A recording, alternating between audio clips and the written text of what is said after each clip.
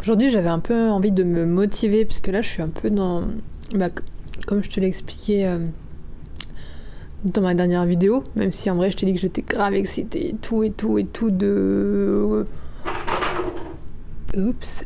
De la tournure que prenait mon projet professionnel, enfin en gros mes créations et tout, mais vu que là je suis dans l'attente de recevoir le matos pour créer, bah tu sais quand tu as envie de créer, que tu veux créer des trucs qui te font kiffer, mais que t'as pas ce qu'il faut, que t'attends, là voilà, je suis un peu en mode genre qu'est-ce que je fous de ma vie, qu'est-ce que je fais, je suis perdue. Donc je me suis dit que j'allais me motiver, j'allais déjà m'habiller, parce que ça fait 3 jours, si c'est pas plus, que je suis en pige. Et voilà. Et je me dis que déjà juste m'habiller, ça pourrait être cool. Et j'avais envie de te parler d'un sujet qui en ce moment prend une très grosse partie de ma vie. Et je me suis dit que ça pouvait être vraiment cool d'en parler. Donc vas-y, je m'habille et puis j'arrive.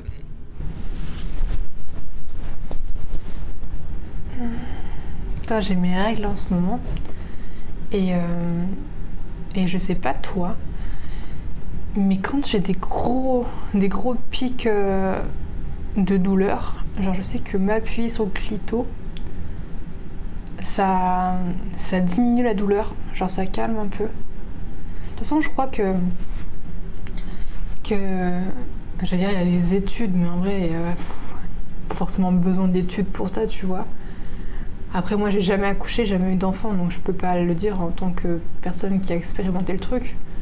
En tout cas, il y a beaucoup de témoignages qui disent que pendant l'accouchement, de se toucher le clitoris, ou en tout cas, alors je sais pas si c'est d'essayer d'avoir un orgasme, ou en tout cas de vivre le truc comme une continuité du processus, en fait, genre quand tu fais l'amour et que du coup tu jouis et que du coup ton clitoris a été stimulé en même temps, et l'accouchement c'est une continuité de ce processus là, et que du coup de se toucher aussi le clitoris et que l'orgasme peut atténuer les douleurs. Je sais pas, je trouve ça cool. Après peut-être que pendant que t'es en train d'accoucher, franchement t'as pas...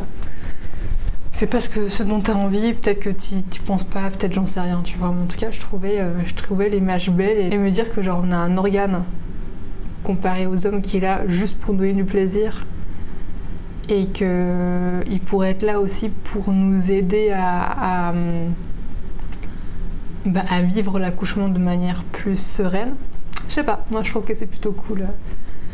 On verra bien si un jour je suis enceinte et que j'accouche par voie basse, on verra si j'ai l'élan de me toucher le clito, et que de me masturber peut m'aider à accoucher.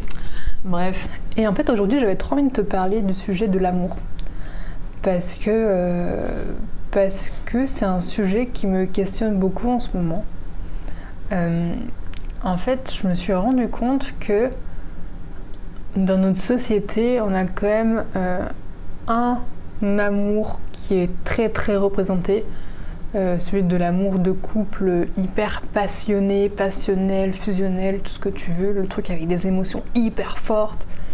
Et que si tu ressens pas toutes ces émotions hyper fortes, c'est que c'est pas vraiment de l'amour, ou que ça vaut pas la peine, tu vois. Et j'entends que c'est une manière d'aimer et que je l'ai déjà vécu.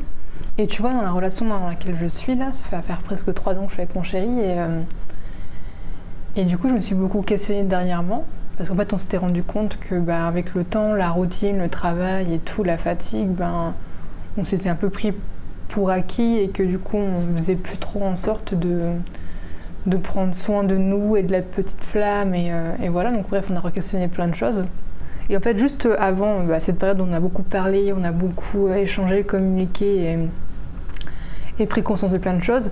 Juste dans cette période là justement, j'étais un peu dans le laisser aller de la vie, et je voyais qu'il y avait un truc qui allait pas de ouf dans ma relation.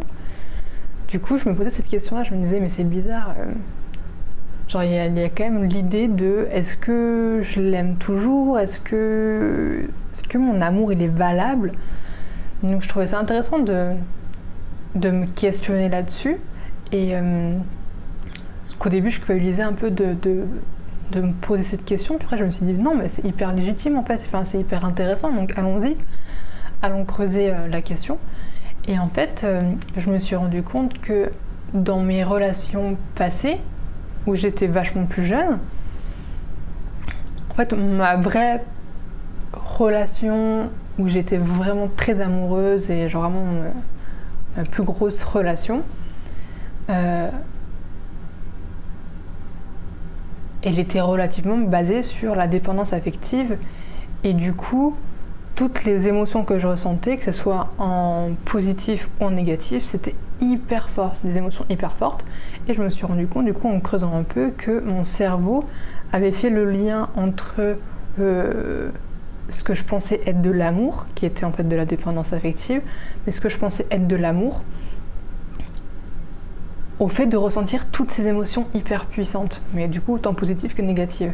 C'est-à-dire que je pleurais beaucoup, c'était hyper douloureux, et à la fois c'était hyper positif, enfin bref, c'était tout un truc, mais c'était vraiment pas sain. En tout cas, pour moi, c'était pas sain.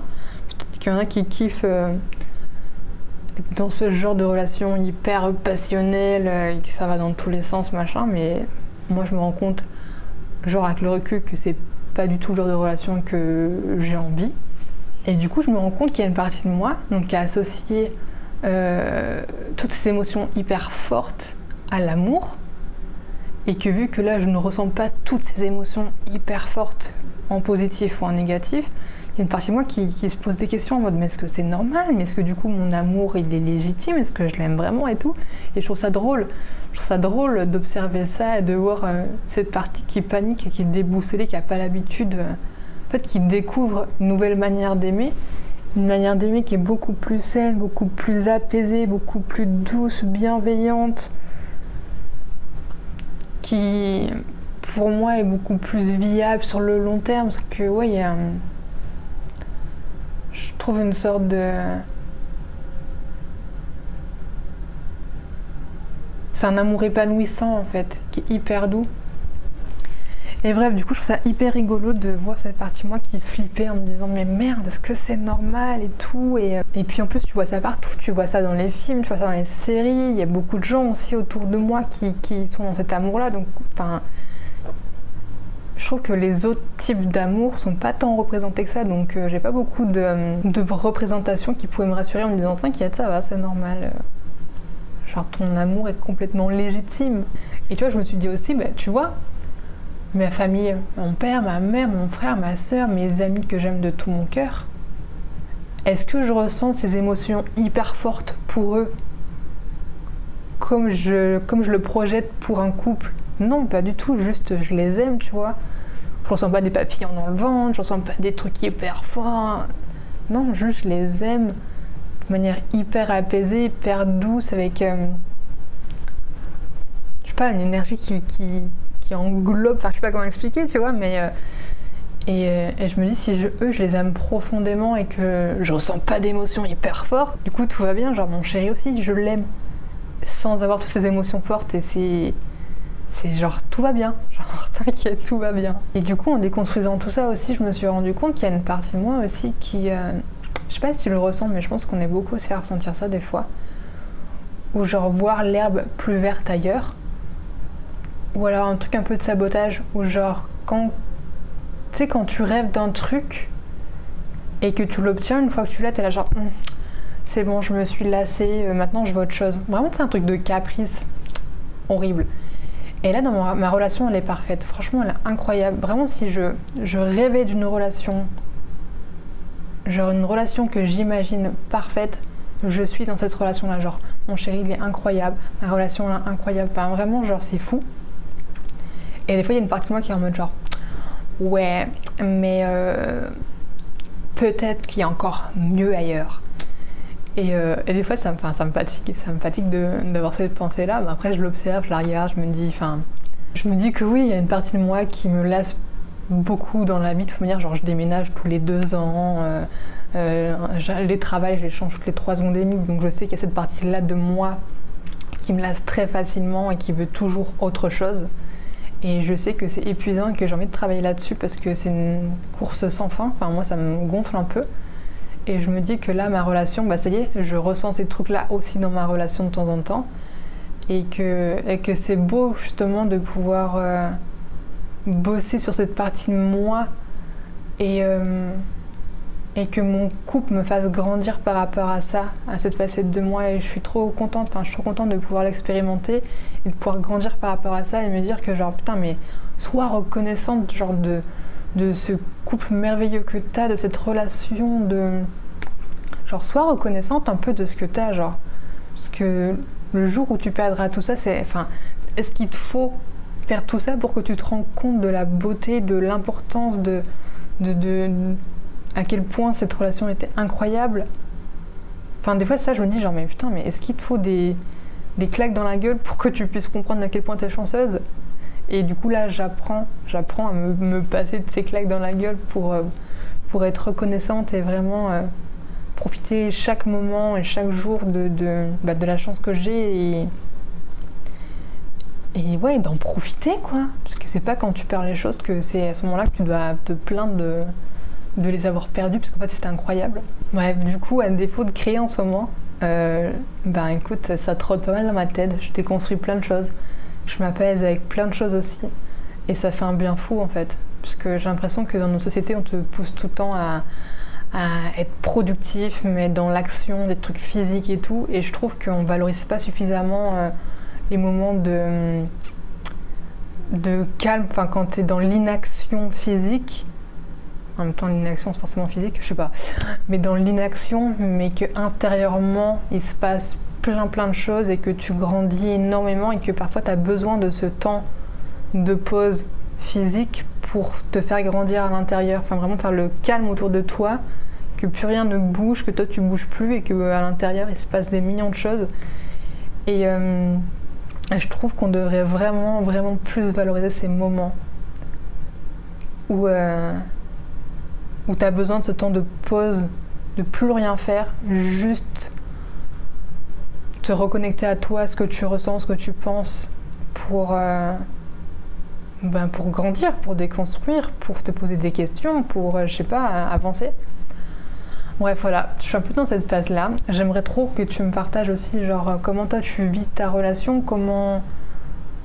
C'est quoi, peut-être que tu as d'autres manières d'aimer aussi, parce qu'il y a tellement de manières d'aimer et je me dis que ce serait trop cool qu'on puisse mettre en lumière les différents types d'amour, parce que chaque relation est différente, chaque amour est différent aussi.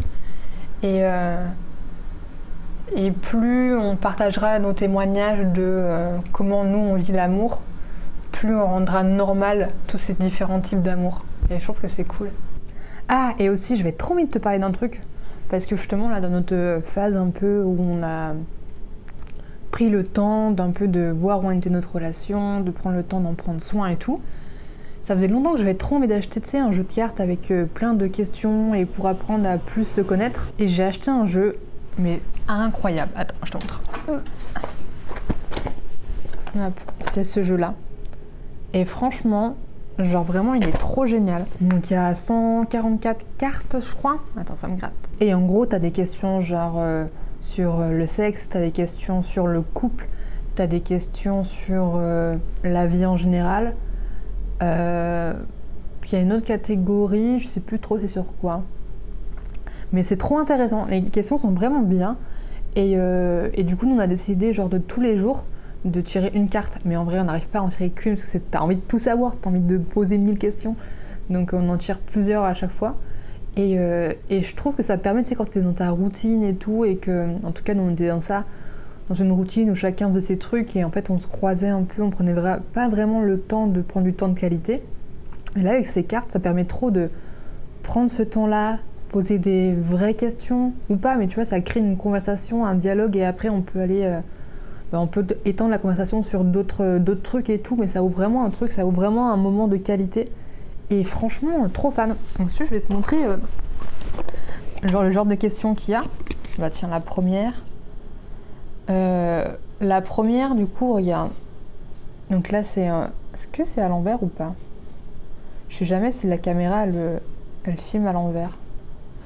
Bref, en gros, c'est sur le sexe. C'est écrit « Quel serait ton week-end torride idéal ?» Donc trop stylé. Là c'est encore sexe. Attends, j'essaie de trouver d'autres trucs parce que si je te montre que de trucs de cul, c'est sympa, mais on peut trouver autre chose. Là, c'est donc, il y a un truc, c'est fort intérieur, et c'est as-tu déjà frôlé la mort?